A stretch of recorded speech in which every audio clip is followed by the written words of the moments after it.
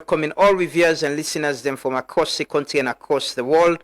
We continue with the conversation. One of the things we inform, some of the things we'll get now the constitutional amendments, the amendment bill right now, they try to amend some parts now the 1991 constitution.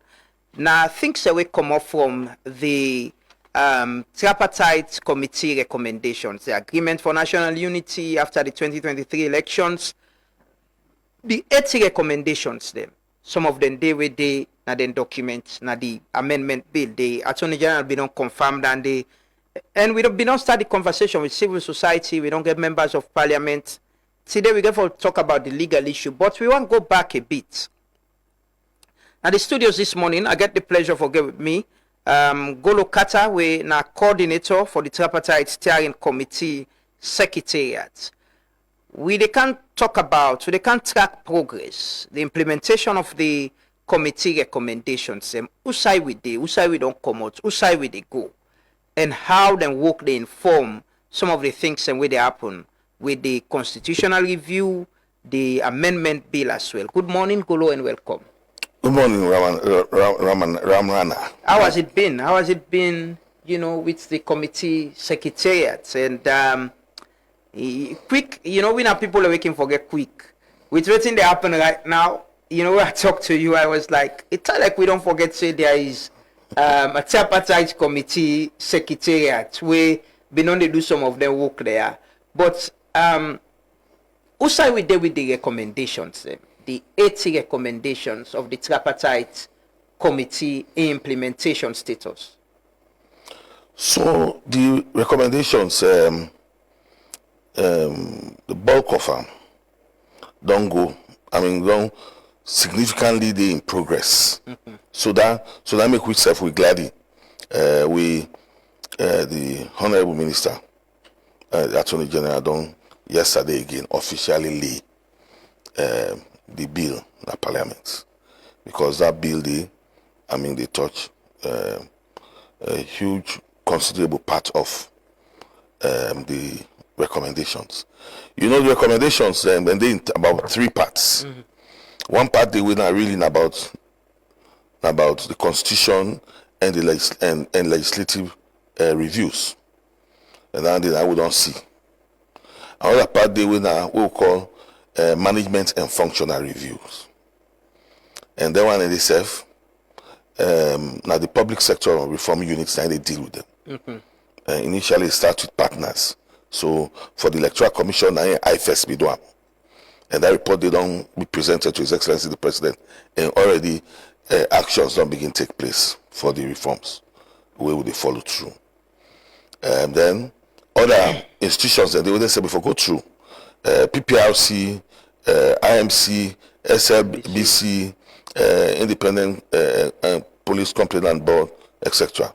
They said don't go through. The report don't come out. Last week, the PSRU go officially hand them over to the Chief Minister, as chairman of the steering committee. So then they serve now. Then they develop. Then for them they finalize the matrices. We go support the implementation. So then in the other part, third part, they were mostly around policies, regulations, and guidelines. When they were really not for the electoral commission in your own internal duties, but also the PPRC. So, for example, policy on consultation, as to how they will do consultations, how they will develop stakeholders list as to who go there in every step in terms of consultation. You mean consultation in the appointment of electoral commission? No. Consultation of the internal duties of the electoral commission. Okay. So, for example, they want to do voter registration. They forget a permanent list of stakeholders. Mm-hmm. We go through consultations with them before they get to that process. Mm-hmm. So every step of them work. Mm-hmm. So that policy they don't be drafted and has been approved by the board of commissioners. So they roll out someone now they look forward to. The same thing with recruitment of staff and also ancillary staff. The Electoral Commission, they recruit thousands of staff. We not to permanent staff them. So then when they self, the regulations will be developed, and for the, and in each of those stages, and they explain as to also how reporting will be. For example, that the Electoral Commission will go reports now. If for reports, put on a website, a gazette them, and leave physical copies now the commission in offices across the country. So then when they all the guidelines and regulations, and the Electoral Commission don't do all of them one end. So there's recommendation 3 we talk about the Electoral Commission to cease the use of classifying documents. Yes. A new information documents management policy. Then they say they said they accept them, even though whatever happens, not all documents go be. We will go. Some documents go virtually need some level of privacy, based on the seriousness of what it go mean. But they accept that and they don't review a lot of the work around that as well. Okay. So there are 3 aspects of work they go on. Around the institutions now. Some of the institutions and they not be even get. Out of the functional and management review, they not get law and regulations and get. For example, the IPPC, the Police Complaints Board. Now, after the review, one of the recommendations, a couple of recommendations, they actually made them develop and pass an act on them. And not just because of act sake. Now, for the work we can do through that regulation, what they get, they talk about, complainants board. An independent institution where for investigate police behavior, and also if we ever forget the power to enforce the decisions of the board. So those are they require legal instruments for support them. So they want they all now process them with the in the courts now, because like what I say, the reports don't go to the chief minister. PRSU they develop matrix for how the implementation then will take place across the board. Okay. Yes. Okay. Also, we're also very much concerned about public information. So in the past couple of weeks, months, with support from the UNDP, for example, and government of Sierra Leone, we don't engage in a lot of real public information and civic engagement. We'll do that in consonance with the Ministry of Information and Civic Education. For take the 8 recommendations. So, to Sierra Leoneans across the board, the 16 districts engagements. We don't do that. And also the draft amendment at that time, just for explaining and verbatim, and we can imagine the impression where it show among Sierra Leoneans, the fact that many Sierra Leoneans may get very low knowledge about the whole tripartite process. With the kind of misinformation and disinformation will be there around. So as a result of that, it give a lot of very, encouraging impression to Sierra Leoneans. The very fact that Sierra Leoneans know say laws and will go make political parties accountable for their actions during elections and around electionary processes. And the fact that they also checkmate a series of institutions that will do elections issues. Show a lot of real interest to Sierra Leoneans. So that one they all I think that will they continue. We don't develop jingles, signature tunes they across radios across the country. They inform Sierra Leoneans about the work around the tripartite. So the extent of work may look enormous, but with the level of support, we're not able to really significantly deal with the issues. There is this recommendation 7, which say the Electoral Commission to publish a full electoral cycle calendar within 12 months of the declaration of a presidential election results. An update should be published every 6 months. Electoral Commission to publish the this calendar on the website, in the Gazette, and have a hard copy available at every Electoral Commission office. How this align with the fixed dates within the amendment bill presently? Now, this informed, and is there any alignment? There are two different issues, because the recommendation on the fixed date now, as a result of the fact say we not get date per se. If you speak to people who are around elections, they will tell you that we already know when elections they be. If you speak to parliamentarians, they will tell you that we're parliament lock. In fact, now the benchmark dandy. But the fact of the matter that best practices show in many parts of the world they say dates day for elections. We really going to say, okay, this particular week of this particular period. So the dandy now we reset one for really clear. So that it doesn't give that speculation when dates they come, or will be giving raise issue about when president and the electoral commission commissioner they meet for decide on dates. So that make the count up.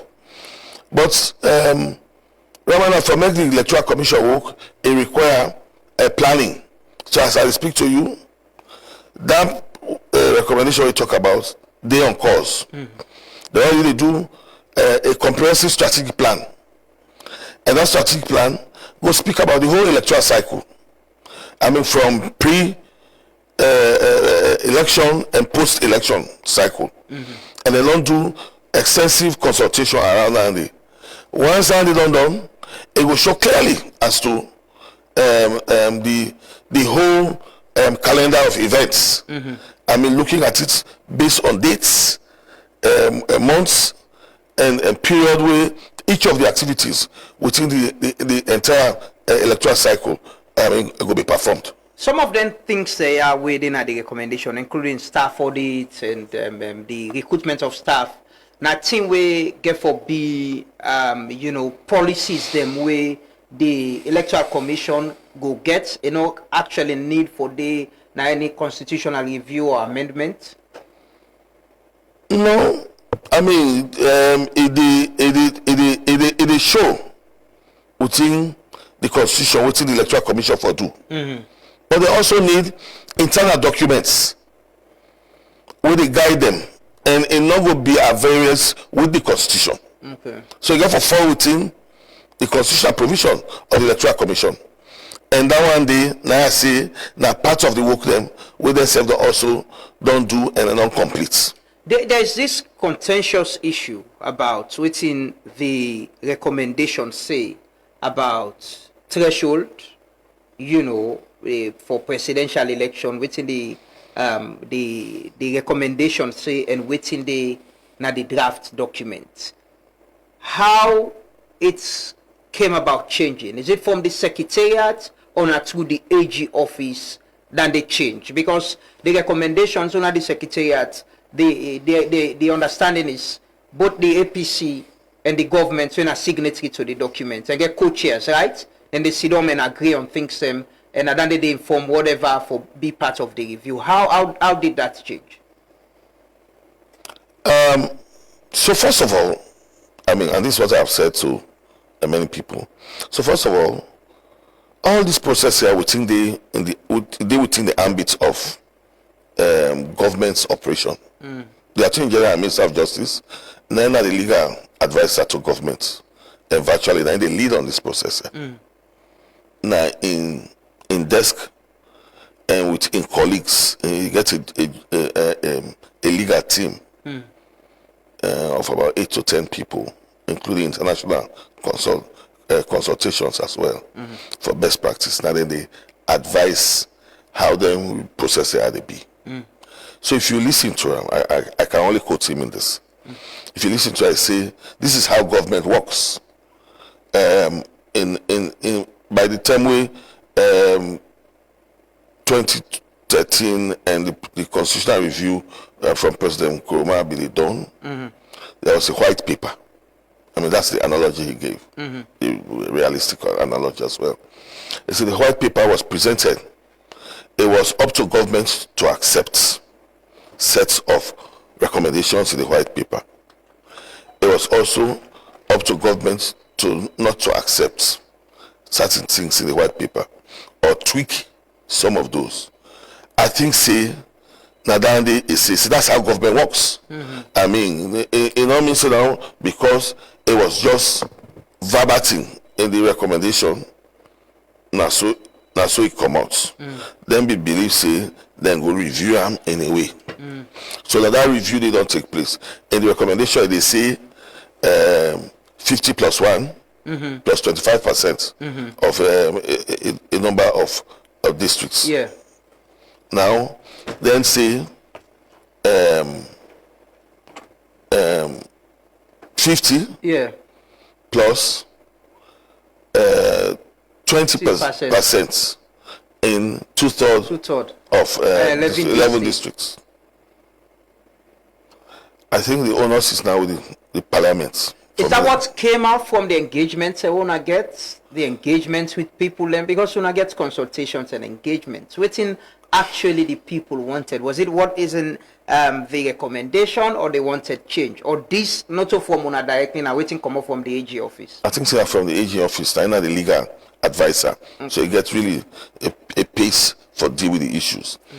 A set of issues and the way we deal with. I mean, we get to consultations and conversation. Even though we in the past, people then go talk briskly about some of the issues there. People then go talk, say, oh, we want many elections to be simple. Yeah. We want many elections, you know, I mean, they spend too much money per elections. As a result, by 10 election, though, we begin imagine we save for pool money for run. What's the core issues? Of course, elections. An expensive thing.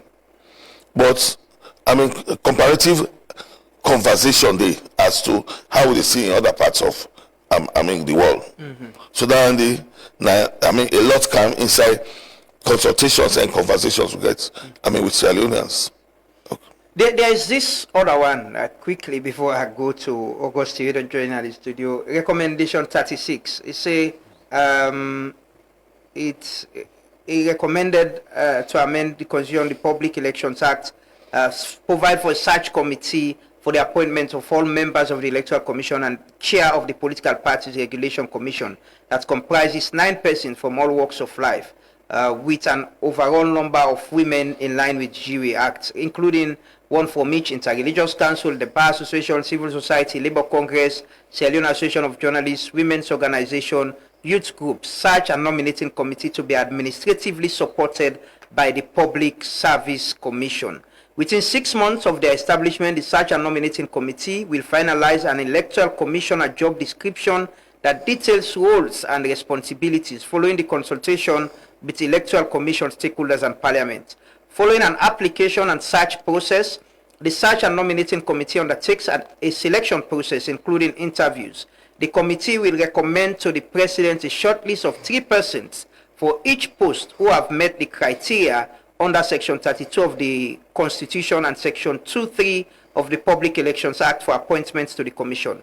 The President can only appoint a commissioner that is on such a shortlist. Electoral commissioners must be appointed on a staggered basis over the electoral cycle. I think this is one of the issues where for address the issue of consultation on who the President appoints as commissioners that the Electoral Commission and confusion would only get always a parliament waiting a consultation. How for consult? How did this change? It's changed in the document, the amendment bill, that the president now in the appoint the search committee instead of they set up a search committee from the institutions there. We're going to nominate people and present names of 3 people to the president. I will refer that to the Attorney General for making comment on it. Okay. Because I think now within a purview and in legal team, then they go. But these are issues we wanna get consultations on, we wanna engage people on. What's waiting have been the spirit, waiting have been the reaction, waiting wanna be able to gather from people who wanna engage during the process. In the course of the information dissemination process, people show interest in this. an opportunity for make Sierra Leoneans also input into the recruitment of such high offices. We're very important. So that decision now as to how it is, I should say that the Attorney General will be able to explain that properly. So, but the input I get from people, is it that they wanted it to stay as it is in the recommendations? In many conversations before, I mean, people have been want that. In other many conversations also, people like the way will say, oh, this can begin bring tension inside the organizations.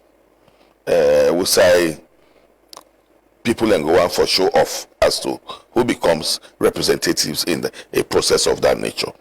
I mean, owing to the Sierra Leonean impression about representation in places. It's so important for make them really pay attention to the institutions and how they can process it and they go unfold.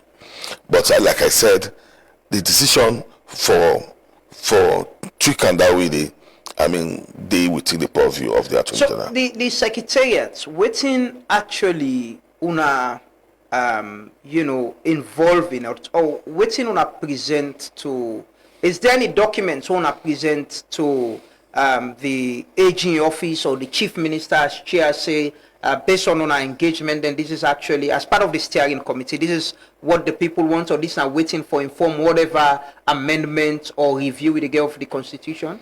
With facilitating and coordinating secretariat. I mean, the steering committee full of government officials and other actors. We get they get their own jobs and what they do. So we are an operational secretariat and catalytic. So we work on based on the belief of the steering committee say we done the process. So part of the duty now for liaise between institutions and ensure say the various recommendations what they're supposed to do they happen. So with the benchmark them, with the look at them, with the ensure compliance, then they follow up with this process.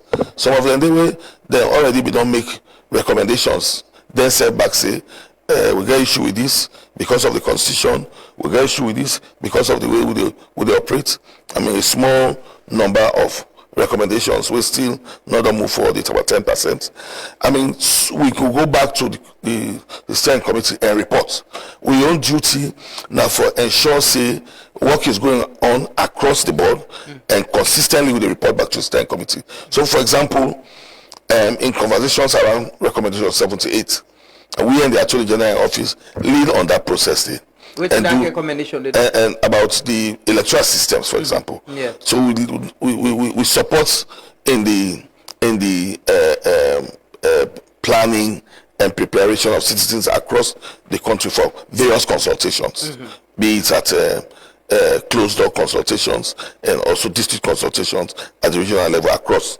And then we also follow through with the facilitators for produce the reports and we will present to the Attorney General and the Chief Minister. So that's the set of work we have done.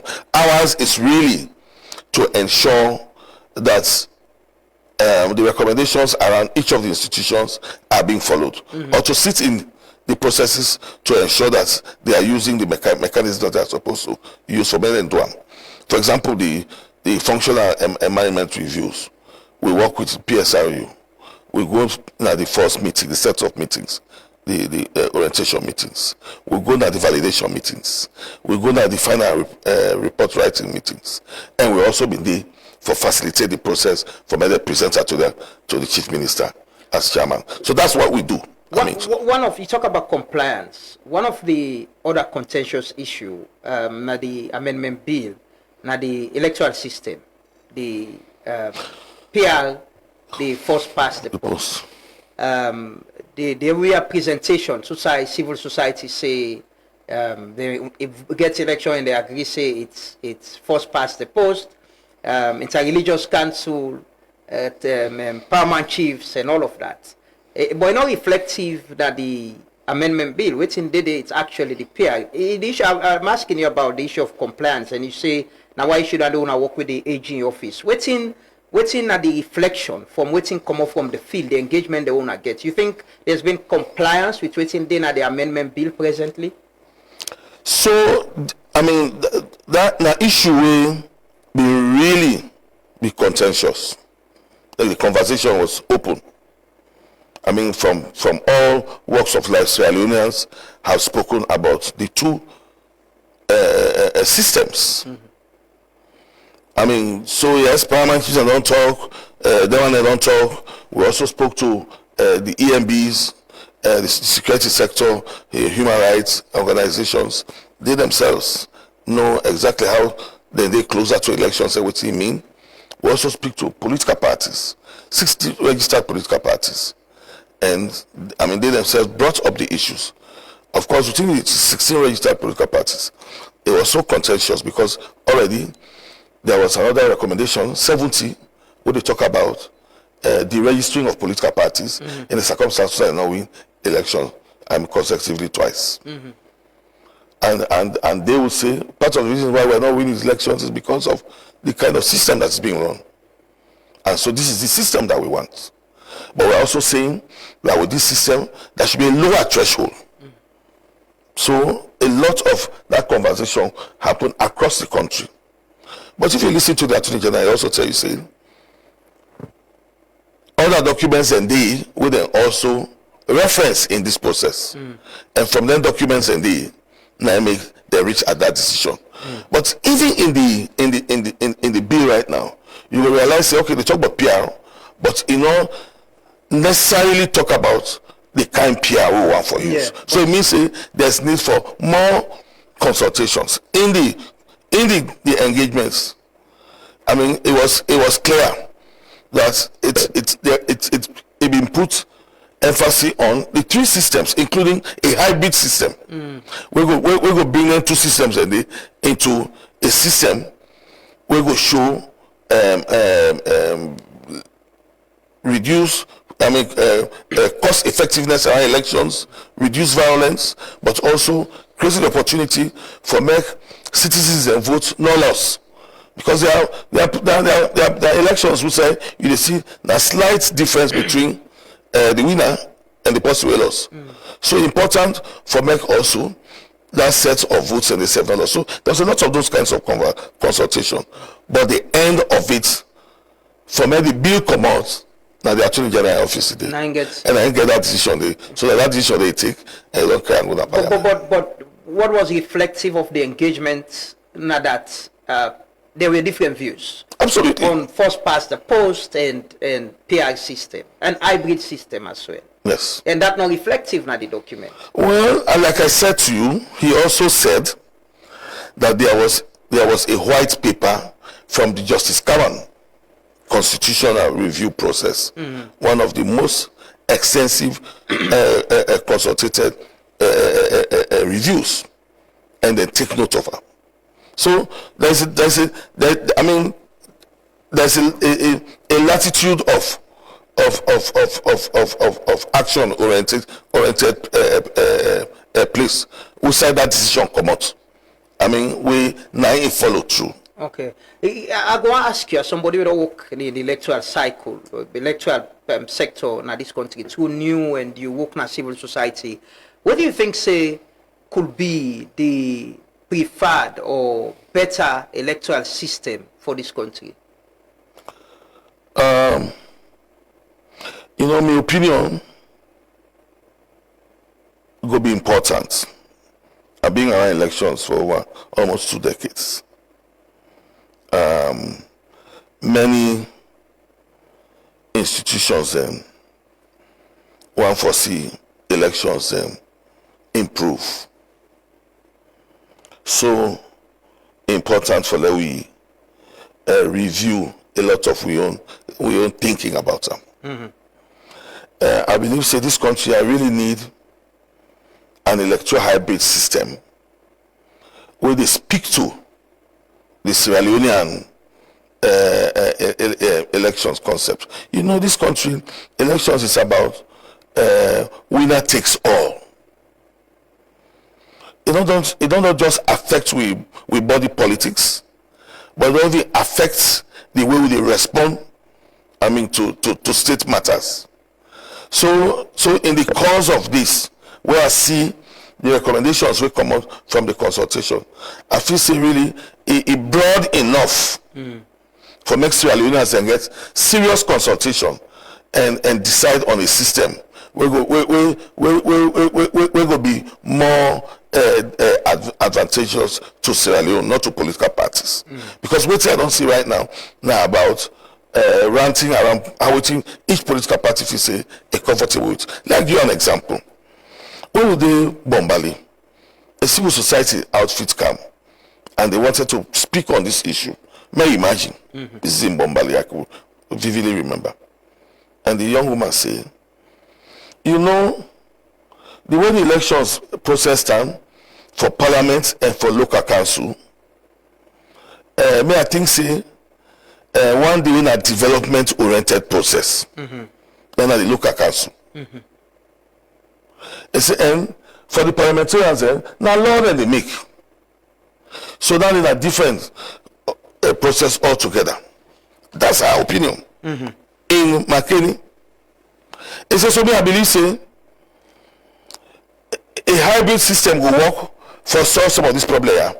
And one, because development processes that within local councils today, me I believe say now they more first past the post for be developed in a way so that councillors really get direct actions with them people and constituents. Except for parliamentarians, now law they make. They say the PRK work under, so that it bring in more inclusive process into Dande. That was our opinion, and I could feel how people reacted in the hall, even though because I'm in Bombali. The core of the conversation was about first past the post. But I think it now beholds on parliamentarians for being more open to conversations. We will be in the interest of Sierra Leoneans. But because that bill, it means say there are still opportunities for make citizens and lobby around them and give the finest system. We will support elections in a better way. That's Sierra Leone. What do you prefer, PR or first past the post? I would prefer a hybrid system. We get both? At least we get some level of that. For example, people do not talk about a PR system with an open list, for example. But like I said, it requires very strong engagement and understanding, and even learning. Because it's not a thing no more where we want for come, drop to the ground, then it creates the impression we will not be expect. But important, real learning, understanding the process, and really setting up a system where we will create a win-win for Sierra Leone. Okay, good. We'll continue to stay with you. I'll come back to you shortly. Let's move over to Augustine Mara, President of Royal Society. Yesterday, you've been in a parliament the other day during the pre-legislative hearing, but when I released a document, a position paper on the proposed Constitution of Sierra Leone Amendments Act 2025, a policy analysis of the implications of the proposed amendment of Sierra Leone's constitution, constitutional democracy, democratic principles, and good governance. What's in our position in this? Absolutely. Thank you, Lamana.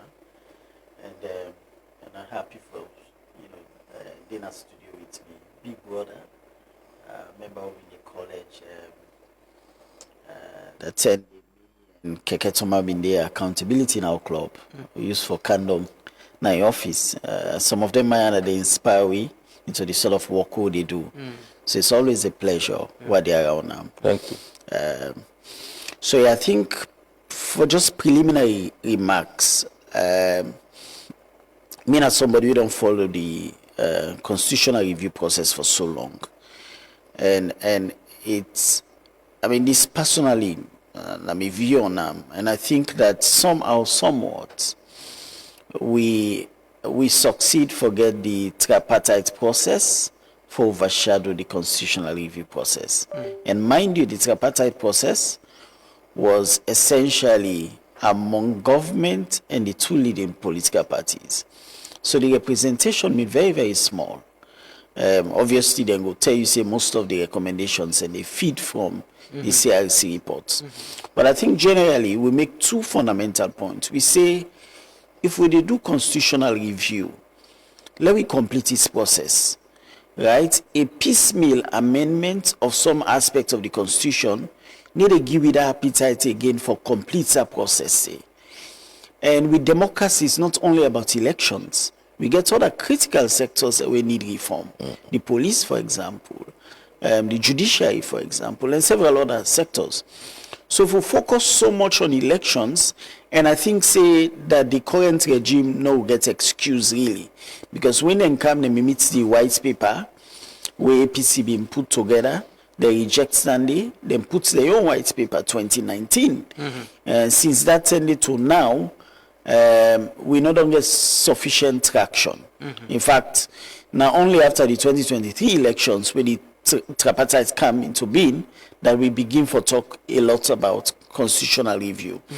So we first position that we think, say, holistically, for support with democracy, we need, a wholesale amendment of the Constitution, not just piecemeal, not just for elections. Yeah, but the Attorney General say the process is ongoing. They will come with the other documents. Waiting, he was here.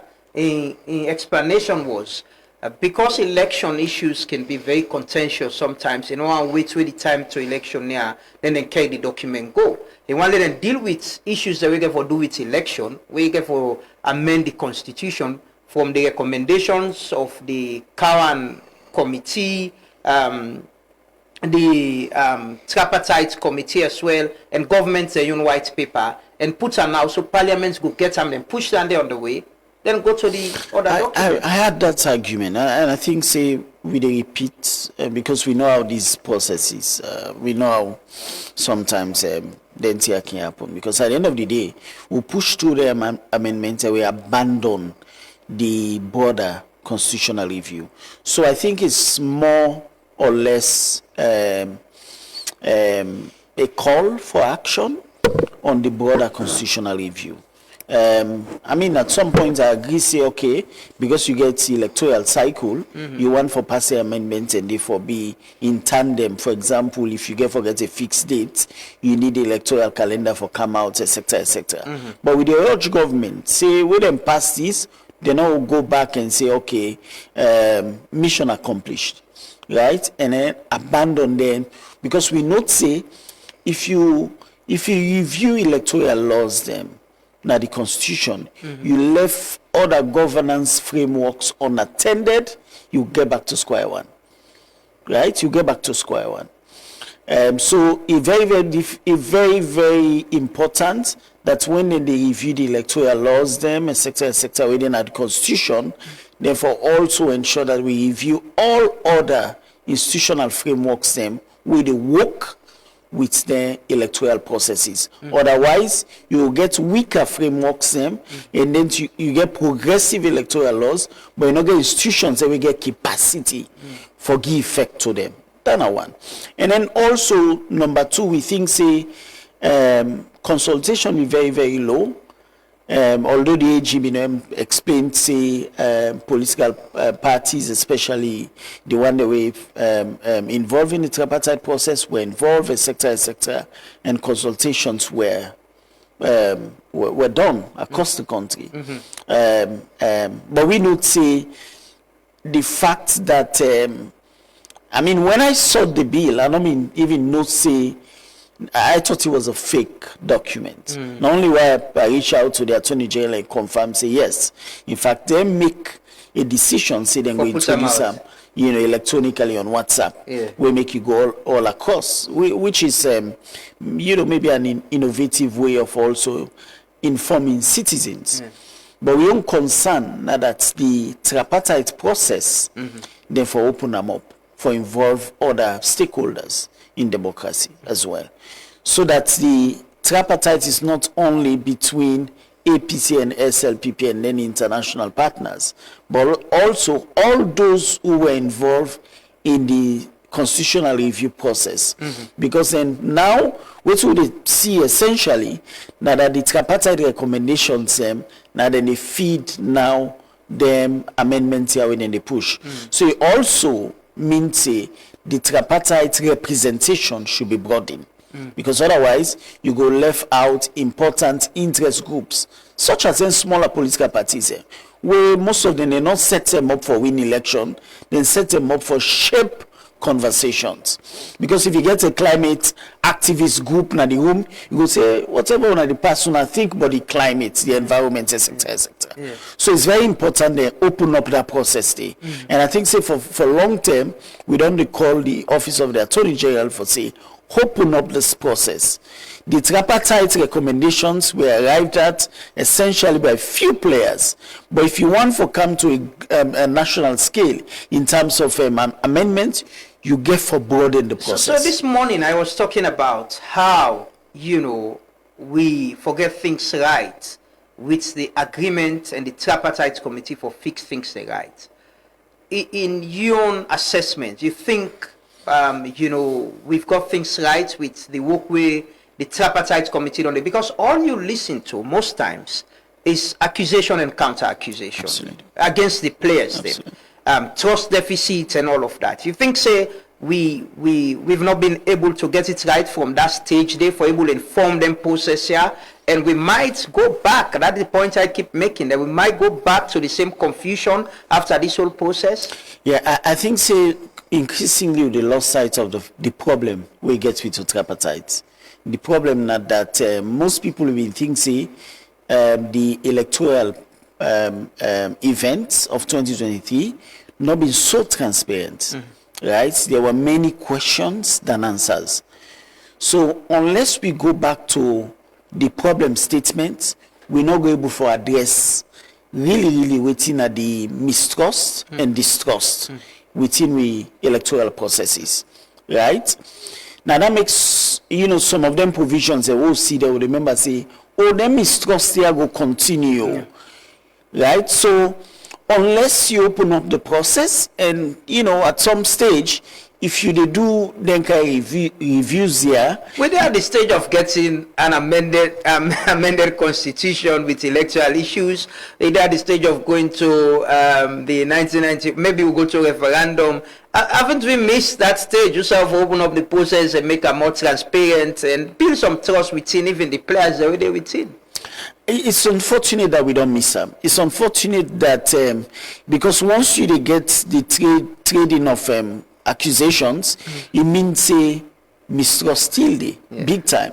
And every time you hear them, the chair, the co-chair, the other players, it's one accusation being hauled at the other person, etc. And so you fair not say we also they about for past laws them where people are not even trust, where people think say one they were not really sufficiently consulted on. Or it was a process that was rushed, or was a process that, get underlying political considerations. There's a way, and, for example, but countries that don't suffer, Salon they suffer. For example, in Kenya, in 2007, after all the electoral violence, they come to a stage say, we need a constitution where everybody they trust. We need a constitution where they define how we they deal with ourselves going forward. So that constitution they may so design them to this day that they don't build institutions to such an extent that now the executive come out and say, the courts and they rule against them, always. So you want to build a constitution now, because what happened in the 1991 constitution, no problems now make we want for review them.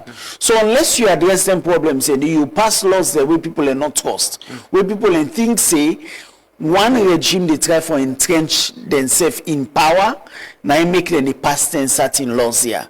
But you want follow pass laws the way people in control say yes, then lawyer want to give greater power and influence to the people them and institutions them rather than create a political advantage for one party. And one of the things when have been problem where the parties them we sign the agreements agree to now the appointment of commissioners them not the electoral commission. Absolutely.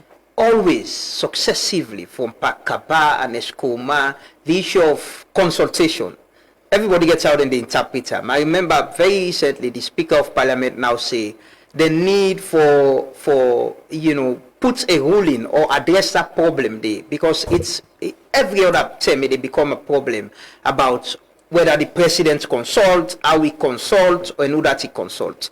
But the committee, the recommendation be safe for address this problem. Let have a committee, a search committee. We're going to interview people, put out application, and give the president names for 3 names. And anybody the president appoints by then 3 people in there will be somebody we don't go through the right process. But it's changed in the amendment constitution, the constitutional amendment. And now one of the things them we una raise concern about. Absolutely. How then did they affect in addressing the problem about trust in the electoral commission and the electoral process? So I think it goes back to the fundamental problem of the 1991 constitution. The 1991 constitution, it placed enormous powers in the presidency, right? Some provisions in the way very brilliant, but the problem with the 1991 constitution it make with democracy a president-centered democracy instead of a people-centered democracy. So the only way we can dilute the powers of the presidency, now for we remove some powers them from the presidency and bring them to the people through institutions them. Because institutions are really the old democracy, not to one person. So the recommendation from the CRC now that you forget a vetting committee, right? But unfortunately, we see the bill is a nomination committee. Nomination committee different from a vetting committee. And mind you, if you pass this proposed amendment here, there's a certain section in the constitution where it say if president is required to do something and if there is any advice, recommendation, it does not adhere to those recommendations or advice, no court, no for ASCAM. So if you pass all them amendments here, you left that clause in at the constitution, we're back to square one. Now that make with the advocate say, let we get holistic review of the constitution. So right now what we get, not even institutions, we get representatives, for example, one media practitioner, we can be anybody. One legal practitioner, we qualified, we don't practice for up to 10 years, we can be anybody. So, but if we may get a search and vetting committee, what they do is essentially for run all the application process, vet 3 names and send them to the president for perform what they would call a ceremonial function. They watch the 3 names and then appoint from them. So if the president left the possibility number 1 for appoint number 2, if for state reason, that model did in Kenya. But what we have is something that will take power back to the president for appointing people away go advise them. We then just say nominates. So it means they go advise them. So whether president go for adhere to the nomination or not, that bill they not tell we. Is silent, and silent. So you got the same issue of absolutely confusion within who they serve any allegiance to absolutely, to and we are back to square one. So it means that we not actually amend the constitution, we just change language, we just change description, or we introduce an entity we no get real power. It's like a toothless bulldog. So unless we able to move power so much power from State House, because that's our complaint as constitutional scholars. We don't say power too much in one person. Democracy no go survive na one person no more. Na inge for appointing people away get for advisor. No, never come off from institutions. And I hear the argument say, oh, you go create. Yeah, institutional and go begin first. Now I say no. Once you give greater responsibility to institutions, I don't say they're weak now, but over time they would. And I'll come to you, Golo. The steering committee, the secretariat who you coordinate. You know, who are you answerable to? Who are you the reports to directly? The steering committee. We comprise of. It's bipartisan. Okay, everybody did it. Yes. The APC and the ASLPP. Exactly. And civil the government society. and civil society as Yes, well. But what I want to ask now, this issue of trust. You know, I remember there was a time when you've been out of town where we interviewed you. The APC came out with a statement. They accuse of the secretariat of not being transparent. Individual staff them as well. They accuse them. And me and Gosim talk about just about you know, missing an opportunity of working together and addressing the problem. Them. You think, you know, this secretariat and the steering committee, they will live up to its expectation in addressing them problem and working together transparently? You know, a lot still will not happen. And I will tell you, say, we have had over 5 or more meetings of the steering committee. And most of the processes that we do have passed through there before we move on. And we return back to reports to them. In the last steering committee meeting, there was a very strong, statement from the core of actors that they also want to ensure that there is enough time to deliberate on issues. And the chairman has accepted that. We will also ensure that all the documents and processes that they will be deliberating will reach them in ample time so that they understand and come to. So there's a learning process around that. For us in the secretariat, we have done everything humanly possible for relate with everybody.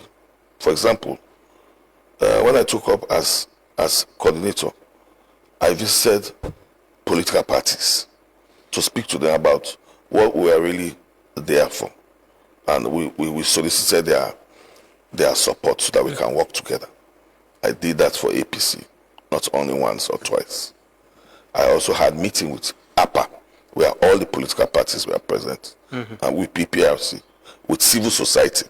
For there was situations where civil society felt that they were not getting access. We had conversation over this. We started reporting to them so that they understand the issues. We went to their programs. Organizations invited us. They will go explain what's in the whole process there about and how we're able to help. Organizations then come based on their own interest groups. Women's groups, for example, they wanted to see what was in the tripartite in relation to gender, what was in tripartite in relation to youth, what was in tripartite in relation to persons with disability. We did all those analysis and we brought forth the issues to them. We have gone across the country, so consistently we engage. I know say one of the issues that we'll be get with the APC was that we'll be do the 16 district engagements. The national office wanted us to inform them and invite them. But we had conversation, for example, with the chief negotiator. We had informed him about this. But we also had a very strong impression that this is district level. So district level actors were the people who are very much important in this process. Will not be so not will form political parties, but we want to ensure say district level actors understand this process here, and then say we cascade them. To constituency level or chiefdom level, etc. So that way I mean, we understand them. But we made the Secretary General talk, very strong conversation. We agree so we'll learn from them. Because what they do in a section, a learning process. So every process that we will do, we will inform them but, at that level. But what is also clear is there is this issue of lack of trust. It has always been there amongst these two parties. And this affects you work? You don't? No. Are you in the middle? I'm right in the middle. And I don't try for really shake myself for relate with everybody. And I have not stopped doing that. Every process, I go to district level, the district chairman of the political parties, we virtually interact, we discuss, we allow them space, they come. Even parliamentarians, like you this one, in the 16 district engagements, the opposition had informed all their parliamentarians to attend. So in every district where we went, there was an APC parliamentarian. So the very fact says he come. Besides in chairman, except otherwise, the same parliamentarian and the chairman. Would they give a space when they talk about the program? So we are open to that. Because it was just about information dissemination. It was not any consultation. We were not taking, even though we're taking questions, we're taking comments back. And we're bringing them back, to present them to the Attorney General and the Chief Minister and the Steering Committee for me to understand, say, this is the impression of Sierra Leoneans in general. And one thing where one person, I think, and I might be corrected on this, then at the Steering Committee, the mayor, one of the things where don't they raise, I remember I raised concern about now recruitment of people in the Steering Committee, how the Steering Committee is set up and the dissemination of information and all of that. You think, say, the setup of the secretariat, we add it right in a way we will build trust within the players, because the point is, if we not build trust within this space now, we effort for review the constitution or amend the constitution, then we're gonna have the same issues. May I tell you, before I come, the steering committee has already started meeting. So in fact, I read through most of the minutes.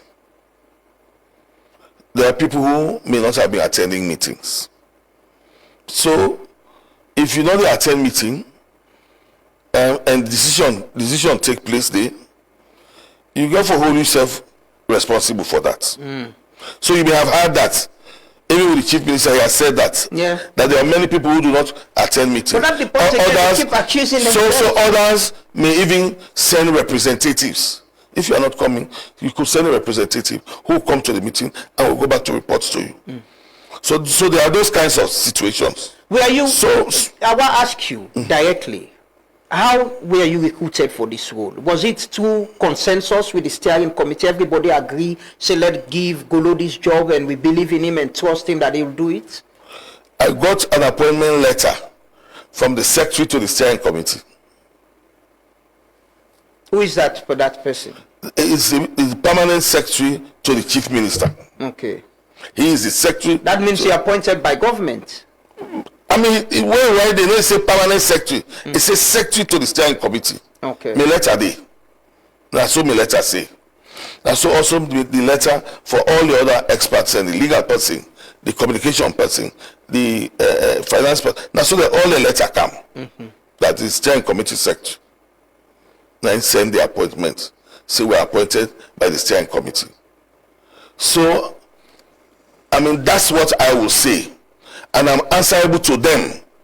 Every steering committee meeting, I will do an elaborate presentation as to where we are and what are the next issues that we will follow through. What do you think, Senator, the trust issue within this committee? It's clear. We all know. We've been seeing accusation, counter accusation, even after this amendment bill will come out, accusations about who that push for this, who that push for that. Now, politics. I think I get really that freedom for say that. And at this politics about one set, one for take control. Now the issue. I will tell you, say, even within the steering committee, people and they will vie for be presidents. So a lot of issues will be amongst themselves. But sometimes you just see them really serving, then they interact and they laugh and play. So I don't know. But like I said, there's always been an issue about, the two main parties as to who really wants to think doing the right thing. So with small issue, then we raise them. I will tell you, when I take up this job, I wrote an official letter to the leadership of the opposition and the leadership of the ruling party. Say, I want for visit to her and let her present what you go they do and how we go and let her solicit to that support. They take me time for let her see them. But when I go there, in fact, I will tell you this: when I go to the opposition, I almost go through a new interview. They not trust you. Yeah, of course, they raise a lot of issues, but I also make them understand. Say, look, me a Sierra Leonean, and I believe in this country. I have worked in this country. Now I go to school. Now I land book. Even though I don't go abroad and land book, but I come back and I work for this country. It don't mean I'm not able to go away, but I like my country. I have a strong professional and technical background on the subject matter we are dealing with, and I'm using that in the core of my job. So I want everybody look me from that perspective. I want to be quite impartial and neutral in dealing with the issues, because I really want to ensure say I draw everybody's attention, and I don't try for do that. So at some point they talk say, okay, we'll hold you for your word, but you don't want to comment publicly on every little mistake. You want to maybe even take telephone for say, but this one no so if we do, let us solve them out of that space there. So you took a job where one of the players and all trust you. Well, like I said, I have been very, very open in the course of my job to them. I'm sure when they re-elect the chief negotiator back into the position, he called me over phone. He had met with the chief minister as chairman of the steering committee, and he called me and said, "Oh, I have met with Dr. Kafalamara as the negotiator of the tripartite process. He may want to meet with you." I said, "That's okay." So we had conversation over phone. As he called me, I said, "I'm ready to meet you at your own convenience. We fix time." He came. We all been there. We took an open participatory process of giving him information. Everybody in the institution spoke to him about what they were doing. Then I came back and I took him through what we have done and where we are. We agreed that we are going to give him reports and information. I sent most of the reports through phone. Then I also tell and say, look, there are technical issues around institutions who are doing this, who are leading this process, that I cannot vouch to give you reports on. But I will give you the contact numbers of the focal persons so that you can relate to them. He said, fine.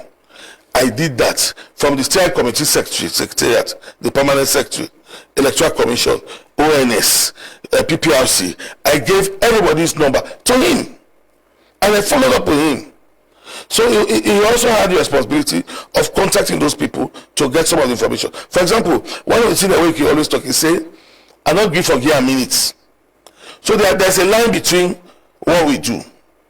There's a secretariat, administrative secretariat, that deals with the steering committee. And I don't tell you say, now the permanent secretary.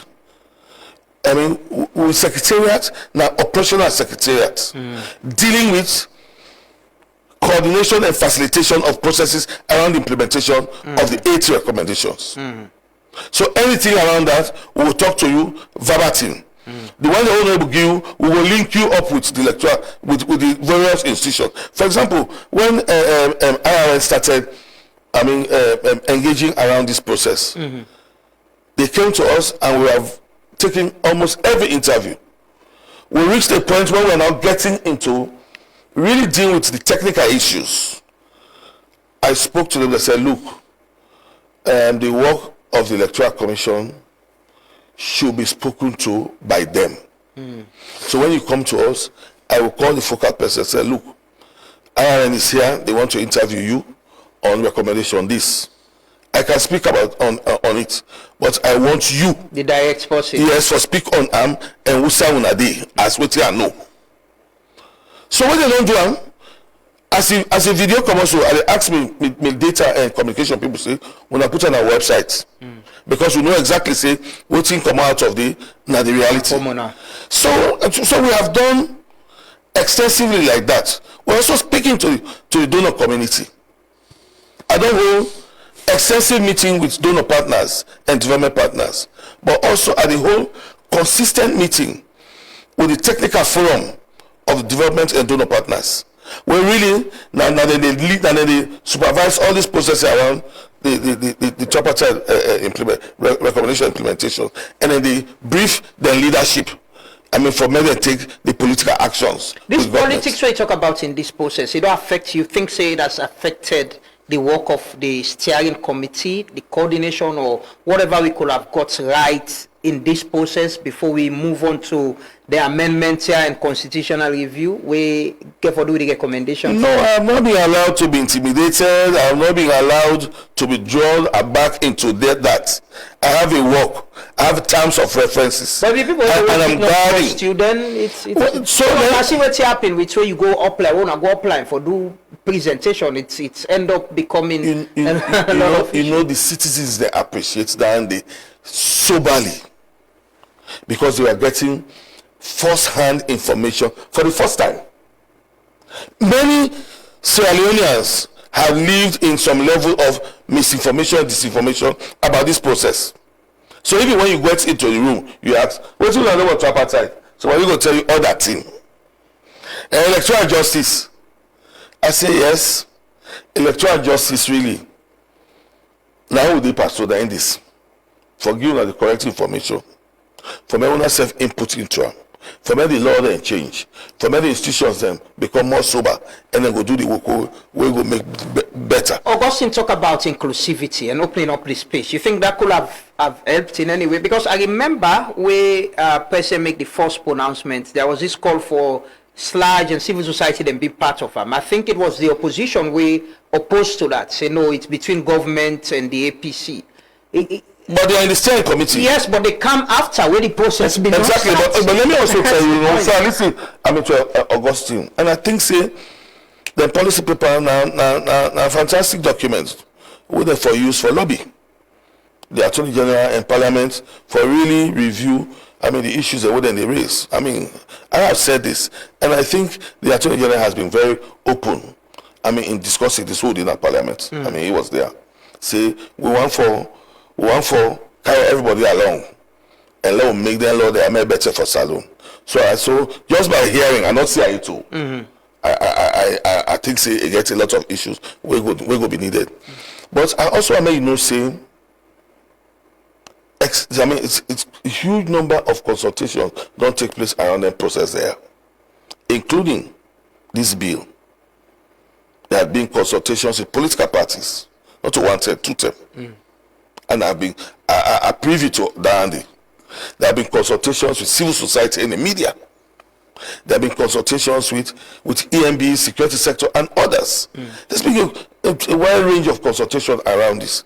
Yeah, but there's an open space for make you engage. Actors in this process, like the Attorney General said.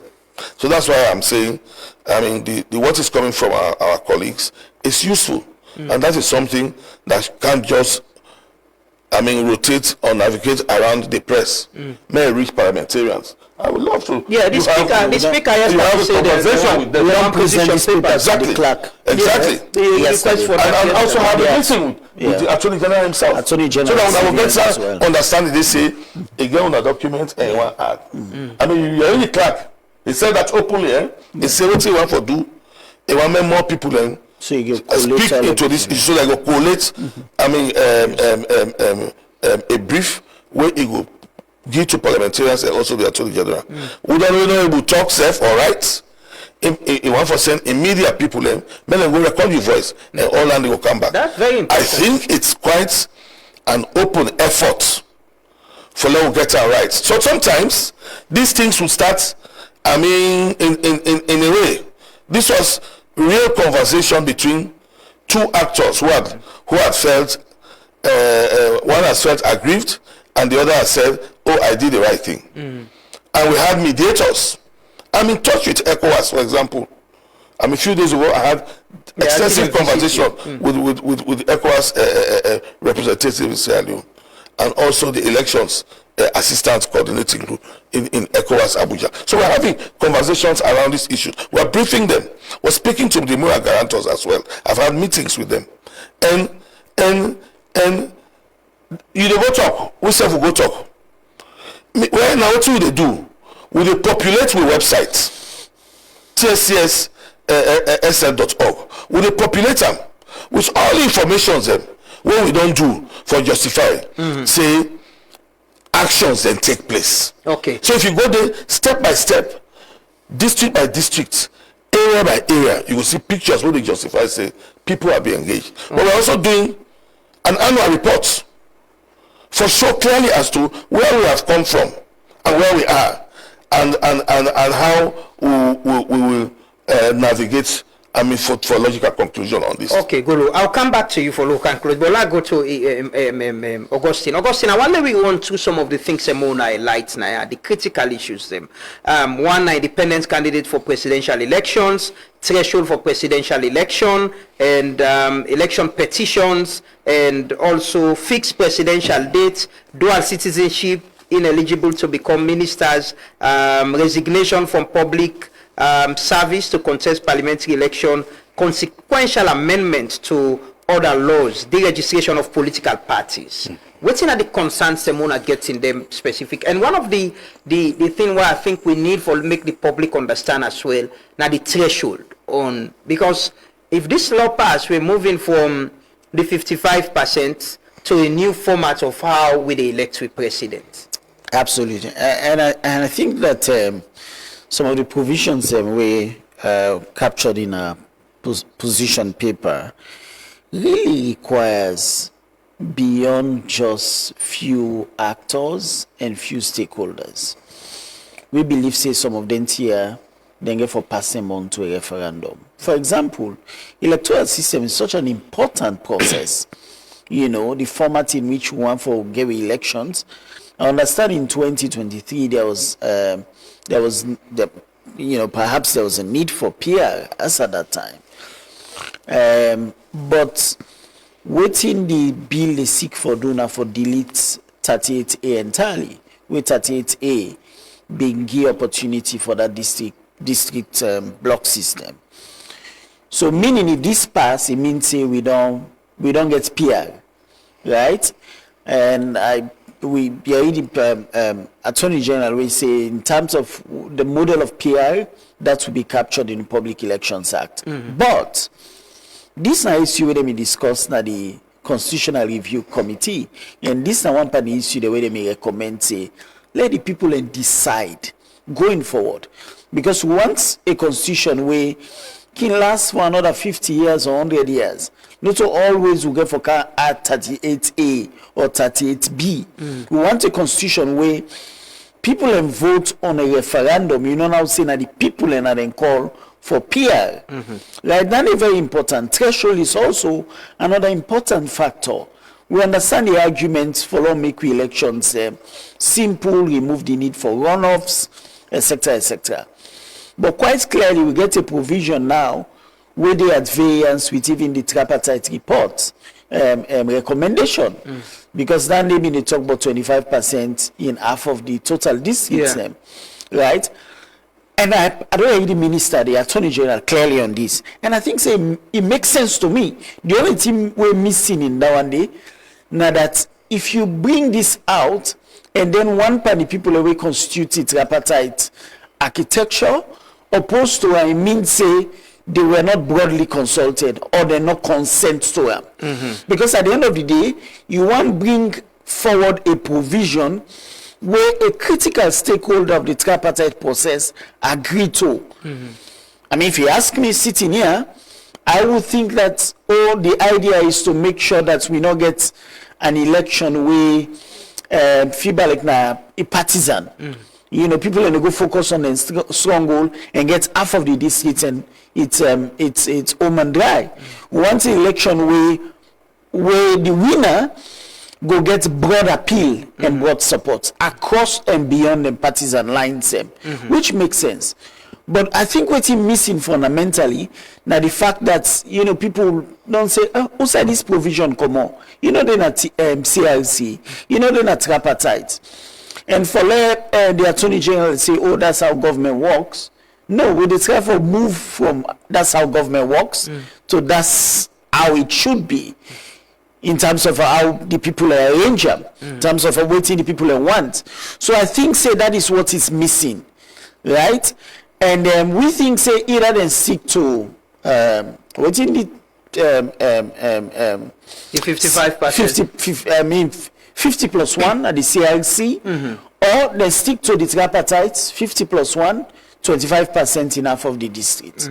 That way, then now we know, anyhow you look at one tripartite may get representation, although we say the representation well, at least two political parties agree. Right, so now we get this so much fight because people now they contest this because they say side come out, feel like you drop from the sky, right? So that one is really, really important. In terms of the other deregistration, that one they also not be alarming, but we're comforted because the AGSF say government will support them, although it didn't have the tripartite as well, but government will support them.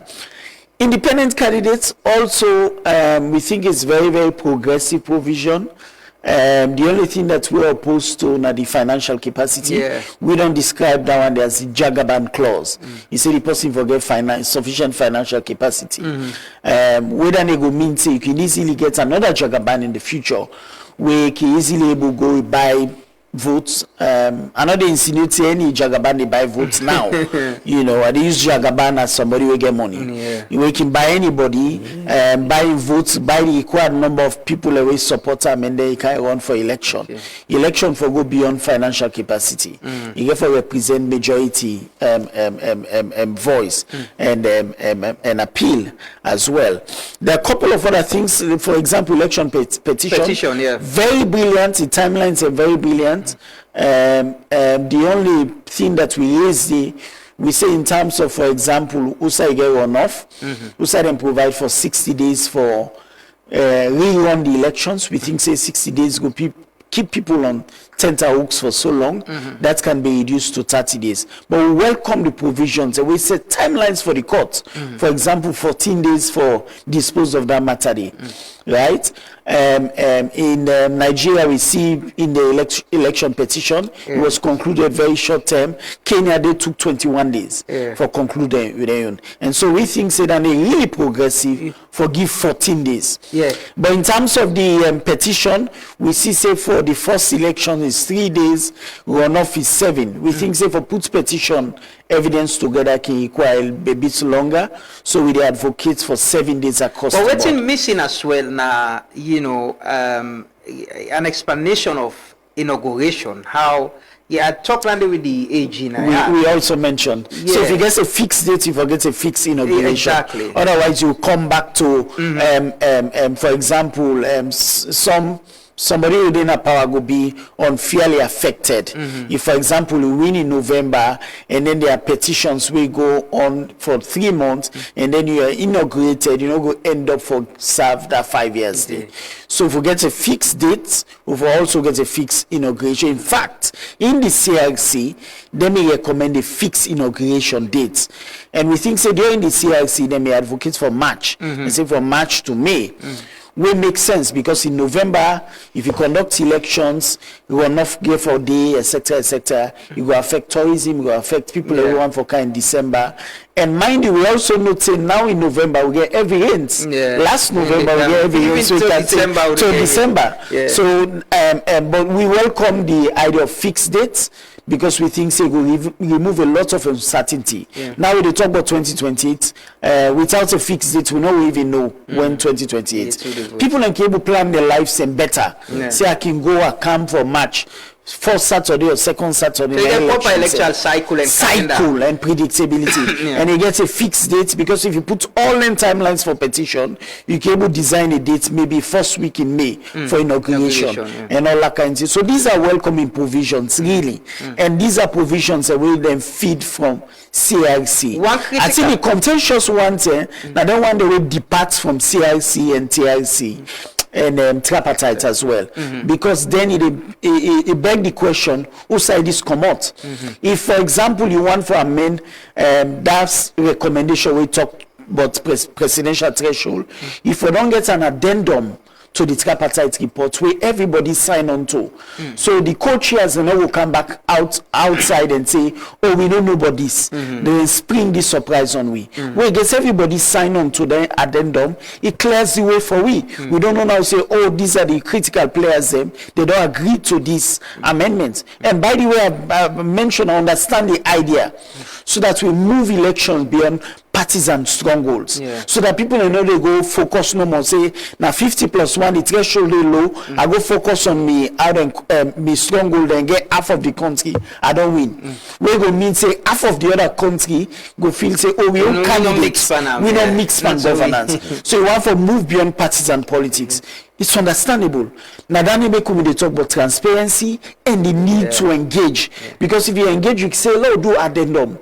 Right, and then ensures everybody sign on. So we go to nobody no go blaming company. Absolutely. Yeah, the two things that they wanna raise, where I think you need for talk about them. The one dual citizenship, ineligible to become ministers, and also resignation from public service to contest in parliamentary election. The dual citizenship, I asked the MP the nice that they openly know, they say they go discuss that later. Now something we can be always contentious when it comes to election, or would I get dual citizenship, waiting them for contest for, waiting them for contest for. Okay, so I come to the one we recommend where we say it's very brilliant for reduce that threshold from 12 months for resign from public service to 6 months. We think say that they go make, because we know public servant they're not as wealthy as other people who come up maybe overseas for can contest. So if you say like resign 12 months, I able to sustain himself and his family just because you want for serve at national level. So we think it's welcome in 6 months, go give time for strategize campaign, but also remove that need for public servants not using office for campaign. So 6 months is welcoming, and I think it's consistent with the CRC report and also the tripartite. And now come to dual citizenship. This is very, very contentious. Contentious to a point that at some stage KKY been going to Supreme Court. Supreme Court not be able to determine them because he been discontinue the action. So what do we get at the bill now? Now the fact that dual citizenship will continue for MPs, but it would not apply to ministers now. That's what we have in the bill. So, but in the constitution, it says for let you become eligible for become a minister, you for don't be first eligible to become an MP. So how do you be a dual citizen? Yeah, so we say this is confusing, right? And dual citizenship is such an important matter that I think that these are some of the issues, and I think this is not one part in the way I think they are caught up in the entrenched clauses. We would have to be referred to referendum, right? If you ask me now, I think that the world has grown and somebody can get multiple nationalities and be of immense service. We note on our position paper say critical office and they will not forget dual allegiance. For example, IG, CJ, Speaker of Parliament, Electoral Commissioner, PPRC. But other than that, nobody cares. In fact, if somebody get multiple nationality, it carries a global perspective and multiple worldviews. We can add and enrich conversations in Parliament and also in a cabinet. Minister, for example, live in Australia, New Zealand, Canada, can come and say, no, Canada, so then they do more. Because I've been there and so then they do them. So I think so, not for short with door on people who get multiple nationalities. No. What we for do, okay, we preserve some critical and sensitive offices. Whether one day on, you know, we talk with IG, Yusuf na citizen of Canada. Right? You know, correct. But other offices we get for encourage diasporans for come. Including members of parliament. Members of parliaments. Dual citizens should be allowed to contest. Yes. My view. But in our position paper, the position of the Lawyer Society, we think say them matters there should be referred to referendum. Let the people decide whether, because the fact of the matter is the people of Sierra Leone benefit a lot from the diaspora relatives and friends. We don't send money, so you can't shut the door on people that we don't go get a livelihood, especially during the area then they will Salome go through civil conflicts. So because we don't benefit from them, we cannot shut them out of the governance. It's unfair. So, but we are saying these are matters that should be reserved. So, again, that provision, they know the NSI say we reserve them for ministers, but you go exclude MPs, you know the NSI. So, these are some of the provisions. They talk a lot about transparency, right? And I understand the points about making sure that we are transparent every step of the way. Before you put on a bill, if you think say it's a government position, invite the stakeholders. Say let we do an addendum to the tripartite report. Let me get additional. It can be sub recommendation B of recommendation so X. Government now. We government one. We want for lobby now. Government know how they can lobby and company them. You know we get them good rapport. Because most of what he make will get to tripartite. Now, because, for example, during the elections, when people will say, you know, projection, no projection. You don't have an aggregated data, you don't have for a long time. Disaggregated data. And, you know, Mr. Carter, for example, working on you know how their system, then they work. So many a time, all the information, but would that mean lost, perhaps not being correct. But if you project someone, they only boku people and fears. Now they talk about electoral justice, so people let me think say, oh, one day they will bring them candidates and put on a chair. Because people not get information. We give people like transparency, what they ensure for do, now that you remove a need for the breeding ground for misinformation. There is this finally consequential amendment to other laws. When I get a position on this as well, we want to note down the proposed amendments. I think say the Attorney General may clarify, say, waiting in the seek for do now, now for pass the amendments for the Constitution, and then once that they pass, then now can go and then amend other laws, and for example, Public Elections Act, the Political Parties Act, etc., etc. But in the bill, you see say then consequential amendments are added. So we're not being sure whether they want for use this constitutional amendments for amend other laws then. But you don't make the clarification say those are separate, it will be considered and just put them there.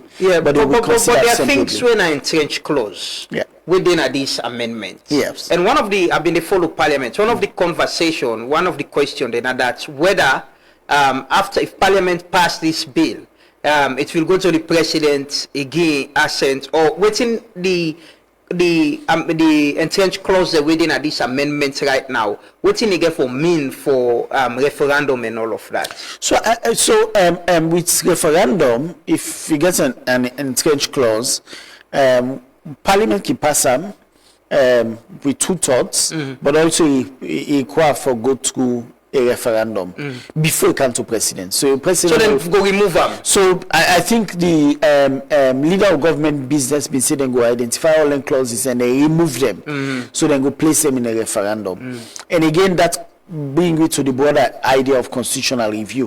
One for ensure, say for example, if we go do elections, we can also do the referendum so that you know get referendum separate from election whether they go cost money. So you put all the issues that we go the people have for vote on. It can be issue list, and then can vote on the issues. And for example, look at system of electoral governance and all that kind of thing. Once people and votes on their issues, then you can now go and place their issues and they on the desk of the president. Say one, they don't pass them through parliament. Two, they have gone through the referendum, right?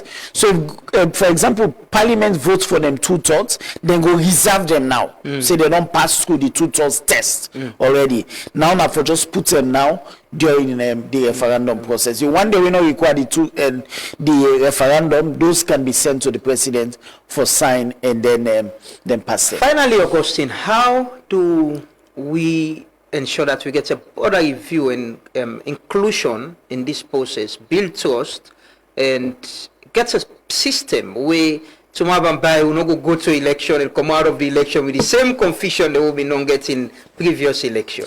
I think say the government and other stakeholders therefore be very deliberate. In Kenya, what they do, they run almost an unending TV series. So every television within the old consultation, almost all the stations they simulcast. And it was interesting. It almost happened with the pre-legislative area. Absolutely. All of us were carrying. Absolutely. We carried Absolutely. That and I see. I mean, by the time we get space on me, then we get for go friend cheer for me for sit up. So it tells you that when it comes to the constitution, people are really they sit up and say no. These are documents we get for live through, and we begin get for live through. We get for ensure say we get it right. So if you get for open up them processes, you not get for be processes who would say. We don't mean no say consultation they go. You they do consultation in a manner for constitution where they left no doubt in anybody's mind that everybody was involved. Okay. Well, so if you do a process of freedom, for example, you run a number of media advert bottom, during the consultation, you ensure say TV stations they run them, etc. You get a way where they do consultation where everybody they know. Like when election they come. Exactly. They hear on a radio say picking the way not even know, then they chime them. Then they able to sing without they don't even know the words them. Because they know everybody yes. Now then kind of way they do broader constitutional review at this stage so that they remove their mistrust. So that one person not go feel say, oh, this is not political advantage they want. Now make they want push this. You see the political will from both ends and the willingness for get this the right way?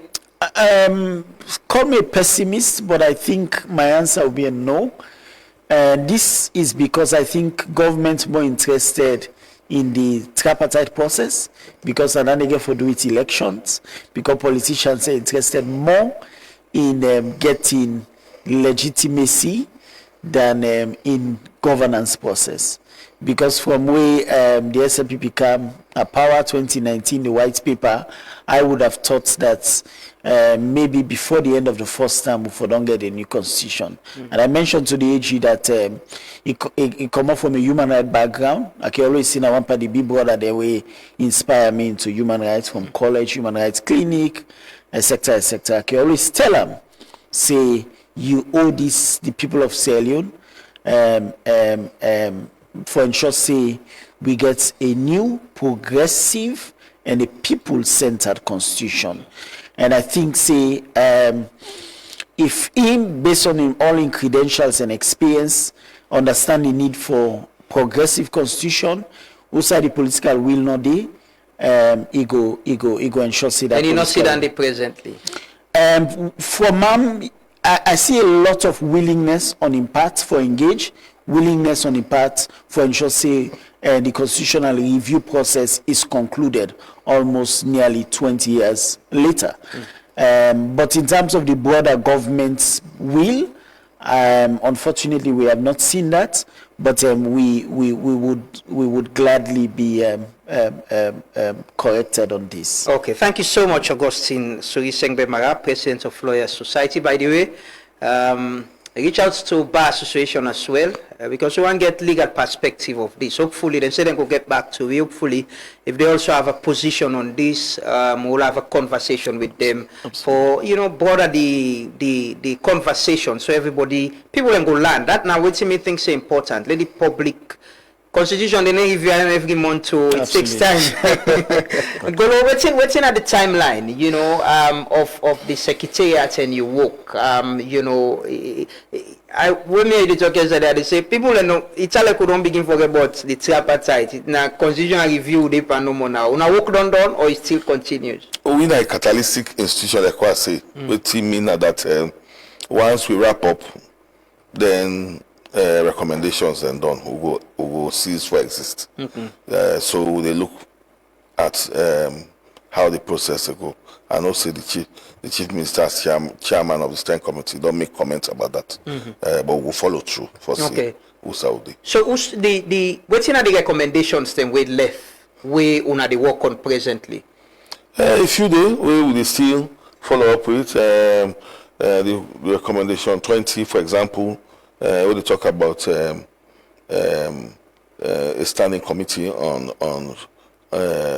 oversight for the electoral commission, I mean, and a set of recommendations also with NCRA, where they talk about the identity card and voter ID cards, etc. Some of them and some other few with the recommendation 5, where they talk about operation and administration within the electoral commission job.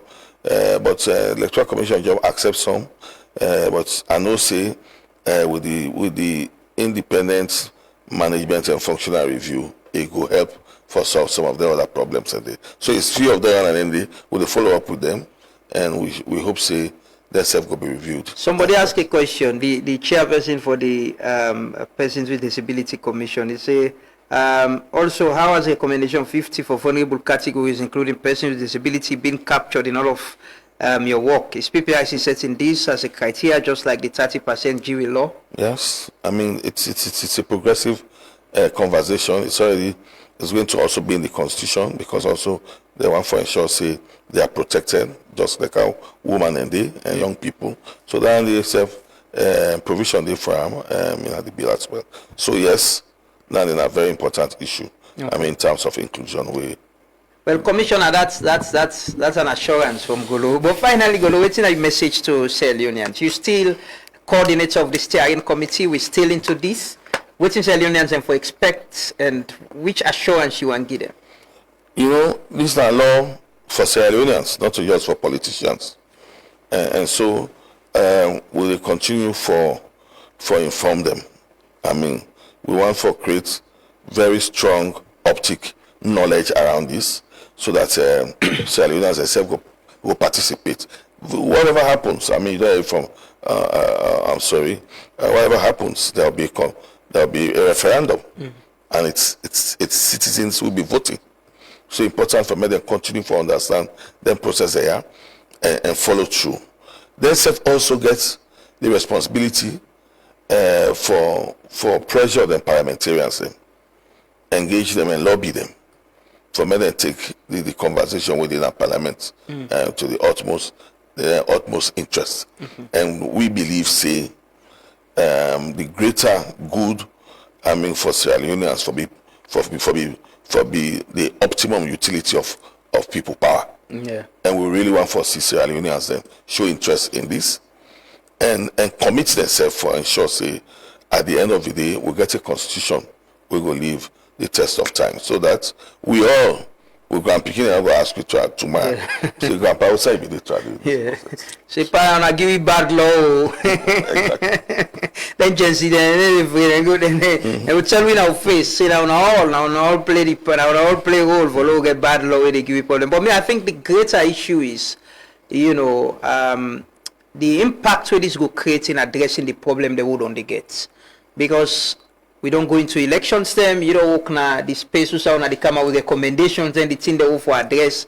If we able to address the problem them, so if we go in 2028, we'll not spend another 5 years again talking about election and trying to solve the problem, forgetting about development and progress. Let me just say one thing. When we got into the privilege, even before the getting into the privilege, if you feel like there was so much tension. Yes. Yeah. But when we got into the privilege and the kind of way where everybody gets settled, the conversation then starts, and the parliamentarians then open up.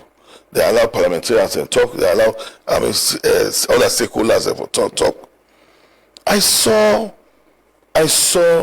some level of genuine interest in the whole process, and I think if we follow through with that, it will be a win-win for Sierra Leone, not just for political parties. I agree, and like Sori said, we need to be more transparent. You know, issues them with politics, we get for do with the people, and not for be secrecy. Absolutely. It shouldn't be. This is constitution. Every stage, there's nothing wrong for let the public know. We get different way now online. You get citizen, journalists, them, bloggers, them. Wallahi, my mama they listen radio, they listen. All people, them, everybody, they get WhatsApp, they go cut the video, they on a video, they go send it, they go far. People and they see. So if we make more effort for let the citizens they involve and understand. Now that person go tell person say no me I be here, if you know yourself me I so that will be transparent. This country forgetting for it. But thank you so much, gentlemen, Augustine and Golo. Thanks for joining us. So they continue the conversation tomorrow as well. Tomorrow we'll open up the phone line, let people and call. Hopefully parliaments go listen. If people and get concerned and go raise whatever na their contribution or recommendation, so then go take notes and then go inform the conversation as we move along. They take a quick break, they come back and can close, continue for Stay With We.